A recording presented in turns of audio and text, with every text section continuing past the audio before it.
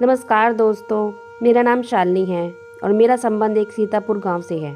मेरी यह कहानी आपके रोंगटे खड़े कर देगी कि किस तरह मेरे दादा गांव की लड़कियों के बाल काटने के नाम पर आधी रात को उनके साथ छत पर जाते थे। जब सच्चाई खुलकर मेरे सामने आई तो मेरी आत्मा कांप गई थी, क्योंकि सच्चाई उससे कहीं ज़्यादा भयानक थी, जो साफ नज़र आ रही थी। मैं आहिस्ता आहिस्ता दबे पाँव सीढ़ियाँ चढ़ रही थी। रात का अंधेरा बढ़ता ही जा रहा था, सिर्फ छत से टिमटिमाती रोशनी नजर आ रही थी। आज की रात मुझे मौका मिल गया था कि मैं अपनी जिज्ञासा को दूर कर सकती थी और यह जान सकती थी कि आखिर दादा आधी रात को छत पर करते क्या हैं। हर बार दादी की पहरेदारी इतनी सख्त हुआ करती थी कि मैं चाहकर भी सीढ़ियों की तरफ जा नहीं पाती थी, और कभी कभी तो मुझे दादी पर हैरत होती थी कि कैसे वह दादा को किसी भी कुंवारी लड़की के साथ रात की तन्हाई में अकेले छोड़ सकती हैं। लेकिन आज की रात दादी पता नहीं कहाँ गई थी, पर मैं आसानी से सीढ़ियाँ तक पहुँच गई थी। मेरे दादा कुछ देर पहले ही गांव की नई बालिग होने वाली लड़की मीना को लेकर छत पर गए थे, और अब वह पूरे 1 घंटे से पहले नीचे नहीं आने वाले थे। उस 1 घंटों में दादा लड़की के साथ क्या करते थे और छत पर क्या क्या होता था, यही सब जानने की मुझे जिज्ञासा थी। कहने को तो मेरे दादा के पास पैसे की कोई कमी नहीं थी, लेकिन उनका काम और काम करने का तरीका मेरे लिए बहुत ही हैरान कर देने वाला था। और आज की रात मुझे यह जानकर रहना था कि आखिर दादा सिर्फ बालिग होने वाली लड़कियों के ही बाल क्यों काटते हैं, और वह भी आधी रात को छत पर अकेले। ना दादी कभी छत पर जाती और ना ही किसी के घर वाले लड़की के घर वाले में से किसी को साथ जाने दिया जाता था। मैं आधी सीढ़ियाँ चढ़ चुकी थी और इस रात से पर्दा उठने ही वाला था कि दादा मीना के साथ क्या करने वाले हैं, कि पीछे से मेरी दादी के घर आने की आवाज़ ने मुझे सीढ़ियों से उतरने पर मजबूर कर दिया था। हमेशा डरी सहमी और धीमे लहजे में बात करने वाली दादी, पहली बार मैंने ऐसी आवाज़ सुनी थी कि मेरी जान निकल गई थी। जैसे ही मैंने पलट कर देखा तो वह मेरे सर पर आ पहुंची थी, पर मेरा हाथ पकड़कर वो मुझे सीढ़ियों में खींचकर नीचे ले आई थी। उनका अंदाज़ा ऐसा था जैसे वह मुझे कच्चा चबाकर खा जाएंगी। वह गुस्से में मेरे बाजू को ज़ोर से पकड़ते हुए पूछ रही थी कि मैं ऊपर कहाँ जा रही थी। मैंने हकलाते हुए दादी से कहा कि मुझे नीचे घबराहट हो रही थी, इसलिए मैं छत पर जा रही थी।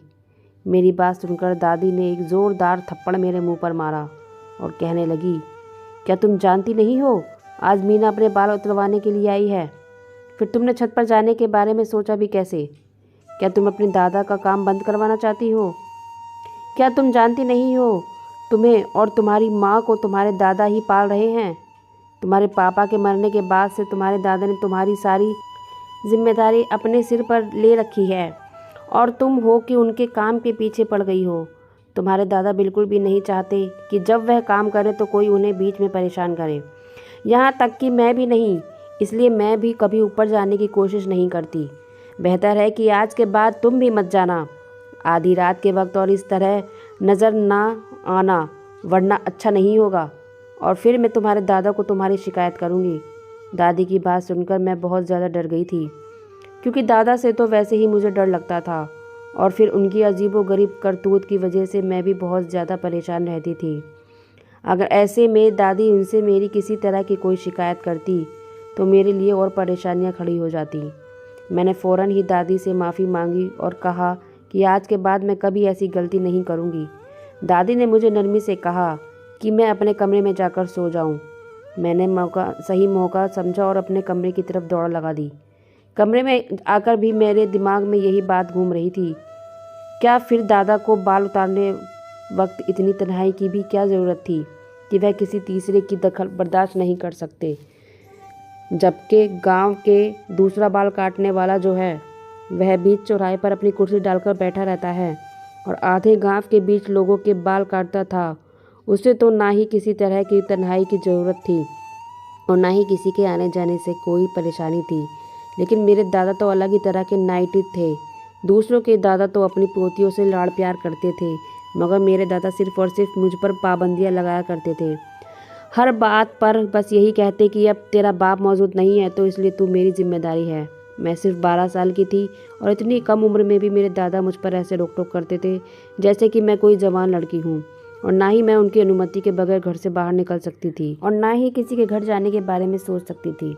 मुझे स्कूल से लाने ले जाने का काम भी दादा ही खुद किया करते थे। कभी कभी तो मुझे दादा पर इतना गुस्सा आता कि मेरा दिल चाहता कि किसी तरह मैं उनसे अपनी जान छुड़ा लूँ, लेकिन दादा से तो मेरी जान भी नहीं छूट सकती थी, क्योंकि उनका नाइट का काम था। इतना कि कभी कभार महीने में एक बार बाल काटते करते थे, और वह भी हमारे ही घर की छत पर। बाकी सारा वक्त वह घर पर पड़े रहते और मुझ पर नज़र रखते हैं। मेरे पापा बहुत पहले हमें छोड़कर इस दुनिया में चले गए थे, इसलिए मेरी जिम्मेदारी मेरे दादा के कंधों पर ही थी, और इसी वजह से दादा मुझ पर अपना पूरा हक समझते थे। दादा के शादी की 50 साल होने वाले, लेकिन पता नहीं क्यों दादी इतनी डरी सहमी सी नजर आती थी, जैसे उन्हें किसी बात का कोई डर हो। जबकि मेरी माँ बहुत ही हंसने बोलने वाली औरत थी और दादा के साथ भी बिल्कुल नॉर्मल रहती थी। ना ही उन्हें दादा से डर लगता था और ना ही वह दादा से झिझकती थी। जबकि दादा के आगे तो दादी की जान निकलती थी। दादा से नज़र मिलाकर बात तक नहीं कर सकती थी, बल्कि खामोशी से उनके हर घूम के आगे सर झुका देती थी। जो भी था, मुझे अपने दादा के एक आंख नहीं भाते थे, क्योंकि उनकी वजह से मेरा बचपन भी जवान लड़कियों की तरह गुजर रहा था। और जैसे जैसे मुझे समझ आई और पता चला कि मेरे दादा क्या काम करते हैं, तो मैं हैरान रह गई, क्योंकि मेरे दादा मर्दों के बाल नहीं काटा करते थे, बल्कि वह तो बस लड़कियों के ही बाल काटा करते थे, और वह भी ऐसी लड़कियों के जो बालिग हो जाया करती थी। यह बात मेरे लिए बहुत हैरान कर देने वाली थी, और जब से मुझे इस बात का पता चला, मेरे अंदर यह सब जानने की जिज्ञासा पैदा हो गई थी। दादा ऐसा क्यों करते हैं? कई बार मैंने सोचा कि दादा को किसी लड़की के बाल काटते हुए देखूंगी, लेकिन दादा को तो तरीका ही बिल्कुल अलग था। वह आधी रात को बालिग लड़की को घर बुलाते और उसे अपने साथ छत पर ले जाते और वहां ले जाकर उसके बाल काटते थे। सारे गांव में यह मशहूर था कि दादा जिस भी लड़की के बाल काटते हैं, उसकी जवानी बहुत खूबसूरत होती है और उसके नसीब जाग जाते हैं, क्योंकि उस लड़की की शादी किसी भी बहुत अच्छी जगह पर हो जाती है। इसलिए लोग खुशी खुशी अपनी जवान लड़कियों को दादा के साथ पास बाल कटवाने के लिए भेजा करते थे, ताकि उनकी बेटी की किस्मत बदल जाए। लेकिन यह बात मेरी समझ से बाहर थी कि दादा के बाल कटवाने से किसी लड़की के नसीब कैसे बदल सकते हैं, और वह भी आधी रात को। अकेले में कई बार मैंने इस हकीकत को जानने की कोशिश की कि दादा लड़की के बाल किस तरह काटते हैं और आधी रात को छत पर ही क्यों ले जाते हैं, लेकिन कभी भी मुझे यह जानने का मौका नहीं मिला, क्योंकि जब भी दादा किसी लड़की के बाल काटने के लिए छत पर ले जाते, तो दादी सीढ़ियों पर पहरेदारी करना शुरू कर देती थी और किसी को छत पर न जाने देती।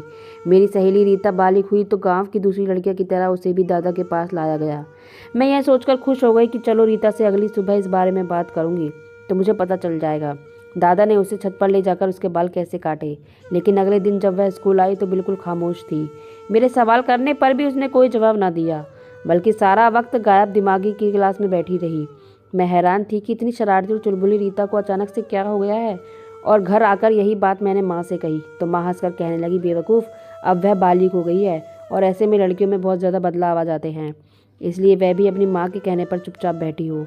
अब तो उसके सर पर बाल भी नहीं है, शायद इसलिए झिझक रही होगी। माँ की बात सुनकर मैं संतुष्ट हो गई थी।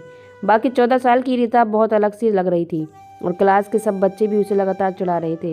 हो सकता है वो शर्मिंदगी के मारे सारा वक्त खामोश रही हो, मगर मुझे क्या पता था कि उसकी खामोशी के पीछे क्या राज है।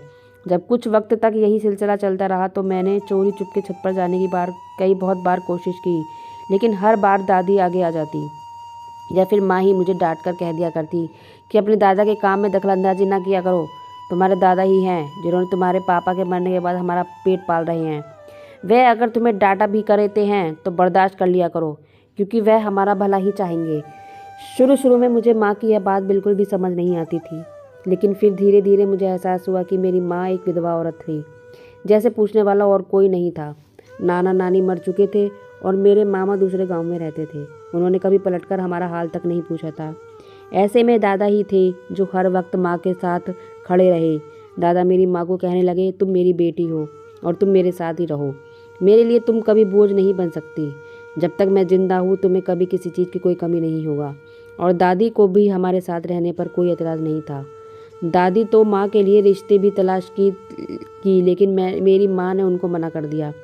माँ दूसरी शादी नहीं करना चाहती थी। यही वजह थी कि माँ दादी दादा को सर आंखों पर बैठा दी थी। सारे गांव वाले भी दादा की बहुत ही इज्जत करते थे, क्योंकि दादा के बहुत ही नरम मिजाज इंसान हैं। उनकी सारी डांट मेरे लिए ही थी, लेकिन माँ का कहना था कि इसमें भी उनकी मोहब्बत छुपी हुई है। जब मैंने यह बात सोची तो मुझे भी यह बात अच्छी लगी कि अगर दादा का सहारा हमारे साथ ना होता तो शायद हम दोनों माँ बेटी आज इस गांव में बेसहारा और मोहताज की ज़िंदगी गुजार रहे होते। जिस रात मैंने दादी से वादा किया था कि मैं कभी दोबारा दादा के काम में टांग नहीं अड़ाऊंगी, उस रात के बाद से मैंने कभी छत पर जाने का सोचा भी नहीं। मैं डर गई कि अगर दादी दादा से मेरी शिकायत कर देगी तो मैं और भी मेरी माँ कहाँ जाती। दादा का काम पहले की तरह ही चल रहा था। कभी महीने में तो कभी 1.5 महीने में कोई ना कोई लड़की बालिग होकर हमारे घर आ जाती और दादा के साथ खामोशी से ऊपर छत पर चली जाती। दादी सीढ़ियों के आसपास ही रहती और 1 घंटे बाद जब वे लड़की छत से वापस नीचे आती तो दादा उसके काफ़ी देर बाद ही नीचे आते और उनकी हालत काफ़ी ख़राब सी नज़र आती। इस बात के बारे में भी मुझे उस वक्त पता चला जब एक रात में मटके से पानी पीने के लिए आंगन में आई और दादा को सीढ़ियाँ उतरते हुए देखा। दादा का हुलिया बहुत ही ख़राब लग रहा था। उनका सांस भी फूला हुआ था। ऐसा लग रहा था जैसे वे बहुत मेहनत का काम करके नीचे आए हों। दादा हमेशा काले रंग की धोती बांधकर ही लड़कियों के बाल काटते छत पर जाते थे, लेकिन जब वे नीचे उतरते तो उनके कपड़े भी बदले हुए थे। ना ही उनकी धोती बंधी होती थी और ना ही उनके शरीर पर कुर्ता मौजूद था। वह तो हाफते कांपते सीढ़ियाँ उतरते थे जैसे बहुत ही ज़्यादा थक गए हों और उनके लिए चलना भी मुश्किल हो रहा हो। फिर मुझे याद आया कि जब भी दादा किसी लड़की के बाल काटते तो पूरा दिन कमरे में बंद रहते थे और दादी को भी कमरे में जाने की अनुमति नहीं थी।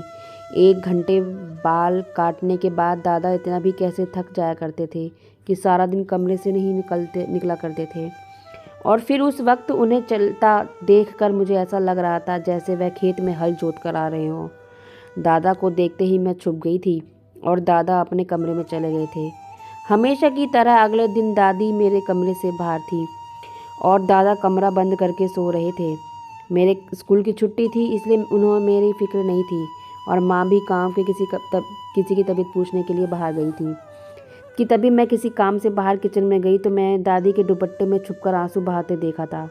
पहली बार जब मैंने दादी को इस तरह रोते हुए देखा मैं फ़ौरन भागकर दादी के पास गई और पूछा कि क्या हुआ है दादी, आप क्यों रो रही हैं।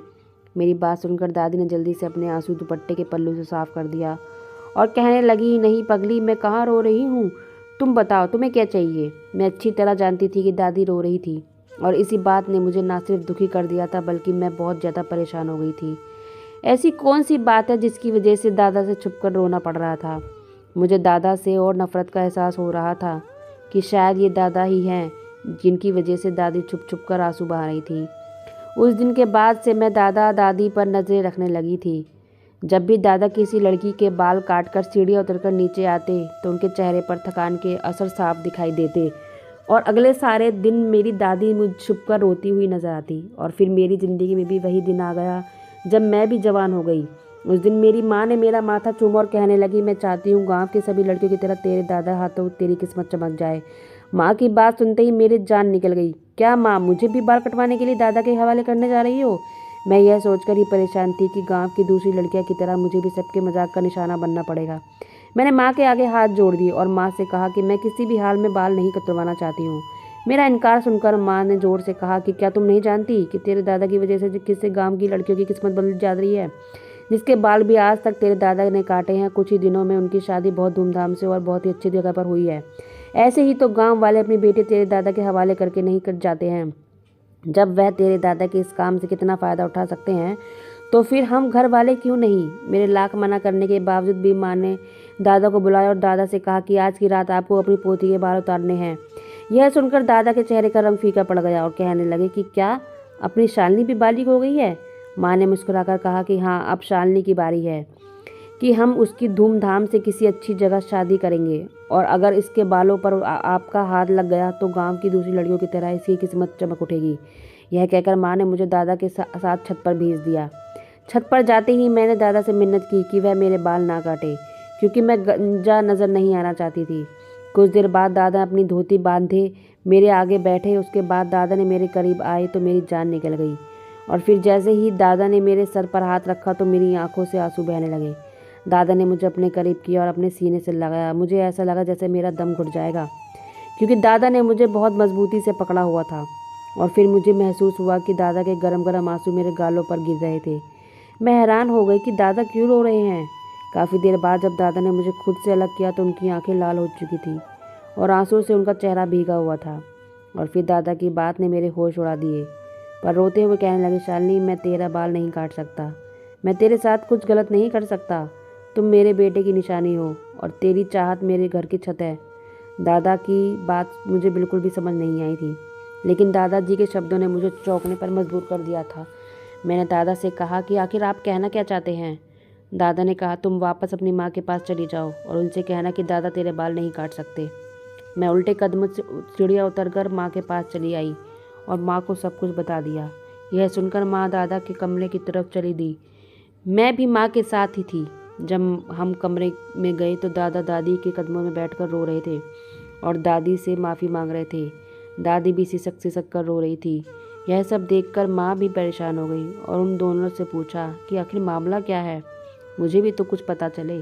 काफ़ी देर आंसू बहाने के बाद दादा ने एक ऐसा राज हमारे सामने खोला जिसे सुनकर हमारी आत्मा तक कांप उठी। ये कैसे मुमकिन था कि मेरे दादा ऐसा कोई काम करते थे जिसके बारे में सोचा भी नहीं जा सकता था। दादा ने रोते हुए बताया कि आज से कई साल पहले की बात है। दादा गांव के चौधरी के खास नाई थे और वह सिर्फ चौधरी साहब के ही बाल काटा करते थे। गांव के चौधरी अय्याश तरह के आदमी थे और उनकी फितरत दादा को बिल्कुल पसंद नहीं थी, लेकिन दादा की मजबूरी थी कि उन्हें यह नौकरी करनी पड़ रही थी। और फिर एक दिन गांव के चौधरी ने दादा को अपनी नौकरी से निकालकर एक नया काम सौंप दिया। गांव के चौधरी ने सारे गांव में यह बात मशहूर कर दी कि दादा के हाथ में बहुत जादू है और वह जिसके भी बाल काटते हैं उसकी किस्मत संवर जाती है। यहाँ तक कि गांव के चौधरी की ज़मीन भी फूलने फूलने लगी है और यह इसलिए ही हुआ है क्योंकि दादा उनके बालों पर हाथ लगाते हैं। सारे ही गांव वाले अनपढ़ और सीधे साधे लोग थे। उनके लिए तो गांव के चौधरी के ही हर बात सही होती थी और गांव के चौधरी ने इस बात का बहुत ज़्यादा चर्चा किया तो गांव वालों ने आंखें बंद करके इस बात पर यकीन कर लिया। और फिर चौधरी साहब ने अपने खास नौकरी के जरिए यह बात फैला दी कि अगर मैं किसी बारीक लड़की के बाल उतारूंगा तो उसकी किस्मत बदल जाएगी और उसकी शादी बहुत अच्छी जगह होगी। मुझे समझ नहीं आ रहा था कि चौधरी साहब ने यह सब क्यों किया है। चौधरी साहब ने मुझे लाखों रुपए देने का वादा किया था और कहा था कि मुझे बस इस गांव के जवान होने वाली लड़कियों के बाल उतारने हैं। मुझे लगा कि इसमें कोई गलत बात नहीं होगी और फिर जब गांव वाले यह सोचकर मेरे पास अपनी नई बालिग बेटियों को मेरे पास लाने लगे तो उनकी किस्मत बदलने लगी। तो मैं भी खुशी खुशी रात के अंधेरे में उनके बाल उतार दिया करता और बदले में चौधरी साहब मुझे हज़ारों रुपये दे देते। कई सालों तक यही सिलसिला इसी तरह चलता रहा। फिर जब मेरी शादी तुम्हारी दादी से हुई तो पहली रात मेरे सामने यह राज खुला कि मैं जिन लड़कियों के बाल काटता हूँ उनके साथ चौधरी साहब क्या खेल खेलते हैं। और यह जानकर मेरे भी रोंगटे खड़े हो गए। लेकिन वह चौधरी साहब के इस गंदे खेल में बुरी तरह फंस चुका था और मैं चाहकर भी खुद को नहीं बचा पाया था और आज तक मैं उनके इस खेल का शिकार हूँ। चौधरी साहब को कम उम्र नई नई जवान लड़कियों के साथ अपनी हवस पूरी करने का शौक़ था और गांव में इस बात को बहुत ज़्यादा छुपाया जाता था कि कोई लड़की कब जवान हुई है। इसलिए चौधरी साहब ने यह खेल रचाया और लोग उनकी बातों में आ गए। जवान होने वाली लड़की जैसे ही मेरे पास आकर अपने बाल कटवाते तो चौधरी साहब को इस बात की खबर हो जाती कि अब यह लड़की नई बालिग हुई है और वह उसके साथ अपनी हवस पूरी करने के लिए कोई नया खेल रचा कर उसे अपनी हवेली बुला लिया करते थे। और गांव के हर बालिग लड़की उनकी गंदी और तिरस्कार का शिकार बनी थी और तुम्हारी दादी भी उन्हीं लड़कियों में से एक थी। और इस बात का राज शादी की रात तुम्हारी दादी ने मेरे सामने खोला था। लेकिन उस वक्त तक मेरी बुरी तरह चौधरी साहब के काम में फंस चुका था कि चौधरी साहब ने मुझे ब्लैकमेल किया था कि अगर मैंने किसी के सामने भी यह बात खोलने की कोशिश की तो वह बिल्कुल भी इस बात को स्वीकार नहीं करेंगे बल्कि मुझे ही चरित्रहीन ठहरा देंगे। इस डर से मैंने ना ही कभी चौधरी साहब का काम छोड़ा और ना ही कभी तुम्हें अकेली घर से बाहर जाने की अनुमति दी, क्योंकि मैं जानता था कि उनकी नज़र कितनी गंदी और ख़राब है। तुम्हारी दादी बहुत अच्छी तरह जानती थी कि जिन लड़कियों के बाल मैं काटता हूँ उनके साथ चौधरी साहब क्या करते हैं, इसलिए वह चुप चुप कर रोया करती है और मैं खुद भी कई घंटे रोने के बाद ही नीचे आता था क्योंकि मैं इस गंदे काम में शामिल नहीं होना चाहता था। चौधरी साहब ने मुझे खास काले रंग की धोती दी थी और कहा था कि लड़की के बाल काटते वक्त यही धोती पहना करो ताकि लोगों को लगे कि वह कहीं तुमको खास करते हो जिसकी वजह से लड़कियों की किस्मत बदल जाती है। चौधरी साहब लड़की को अपनी हवस का निशाना बनाने के कुछ ही महीनों बाद उसकी शादी अपने किसी मासूम नौकर से करवा देते और उस नौकर को ढेर सारा पैसा भी देते। इस तरह उस लड़की की ज़िंदगी संवर जाती। चौधरी साहब के पास पैसे की कोई कमी नहीं थी, इसलिए अपनी अय्याशी पर आंख बंद करके पैसा लुटा रहे थे और मैं उनके हाथों की कठपुतली बन चुका था। लेकिन मैं तुम्हारे बाल काटकर चौधरी साहब को यह खबर नहीं पहुंचाना चाहता था कि तुम भी जवान हो चुकी हो, क्योंकि मैं जानता हूँ किस तरह तुम भी उनके जुल्म से नहीं बच पाओगी। दादा की बात सुनकर मैं और माँ रोने लगी थी। हमें तो इस चीज़ की कुछ खबर ही नहीं थी। माँ दूसरे गांव से शादी होकर यहाँ आई थी, इसलिए उन्हें भी चौधरी साहब के बारे में कुछ पता नहीं था। मुझे तो दादा का अपने ऊपर नज़र रखना और उनका हमेशा पाबंदियाँ लगाना हमेशा बुरा लगता था, लेकिन अब मैं सोच रही थी कि दादा मुझसे कितनी मोहब्बत करते थे कि जो मुझे चौधरी साहब से बचाने के लिए इस कदर कोशिश करते थे। दादा ने हमसे वादा किया कि वह मेरी छत पर आँच नहीं आने देंगे और ना ही आइंदा काम की दूसरी लड़कियों की बर्बादी का जरिया बनेंगे। दादा ने रोते हुए माँ और दादी से कहा कि अपना सामान बांध लो, हम इस काम को छोड़कर कहीं दूर चले जाएंगे। और जाने से पहले मैं गांव के मास्टर के नाम एक खत लिख जाऊंगा, जिसमें सारी हकीकत लिख दूंगा। गांव के मास्टर एक समझदार आदमी है, वह खामोशी से गांव वालों को यह बात समझा देंगे और यह किस्सा हमेशा के लिए ख़त्म हो जाएगा। मैं दादा और दादी को कोई भी नहीं जानता था कि आगे हमारी मंजिल क्या है। दादा ने एक कदम बढ़ाया था, इसलिए हमें यकीन था कि ऊपर वाला हमारी मदद करेगा। दादा ने गांव के मास्टर के नाम एक लंबा सा खत लिखा था, जिसमें उन्होंने हर एक बात साफ साफ लिख दी थी, ताकि हमारे जाने के बाद कोई गांव वाला चौधरी साहब की बातों में ना आ सके। फिर कोई लड़की बाल कटवा कर किसी और तरीके से चौधरी साहब तक यह खबर न पहुंचाए कि वह अब जवान और बालिग हो चुकी है और उनकी हवस का निशाना बनने के लिए तैयार है। मुझे आज भी अच्छी तरह से यह बात याद है कि जब भी कोई लड़की बालिग होने के बाद गंजा होती और फिर कुछ दिनों के बाद स्कूल आती, तो वह किस कदर डरी, सहमी और खामोश होती थी। मुझे हमेशा से यूं ही लगता था कि सब इसलिए है क्योंकि वह गंजा होकर आया है और अपनी इसी गंजेपन की वजह से परेशान है। लेकिन यह राज तो अब खुला था कि वह चौधरी साहब की हवस का निशाना बनकर आई थी और मेरे दादा, जिन्हें मैं बहुत ही गलत समझती थी, दरअसल वो खुद भी एक तकलीफ का शिकार थे। और जब हम यह गांव छोड़कर जा रहे थे तो मेरे दादा के चेहरे पर सुकून ही सुकून था। आज भी अक्सर गांव में ऐसे बहुत से चौधरी और गंधेरे मौजूद हैं जो इस तरह की हरकतें में शामिल हैं और सीधे साधे गांव वाले उनकी करतूत नहीं जानते हैं। शहरी लोगों को क्या चाहिए कि वह देहाती में पढ़ाई और शहर के सिलसिले को आगे बढ़ाएं, ताकि सीधे साधे और भोले भाले गांव वाले ऐसी घटिया सोच के लोगों से खुद को बचा सके। दोस्तों, उम्मीद करती हूँ आपको कहानी पसंद आई होगी। मिलते हैं अगली कहानी में। तो फ्रेंड्स, कहानी को लाइक व शेयर जरूर कीजिएगा और चैनल को सब्सक्राइब कीजिएगा। धन्यवाद।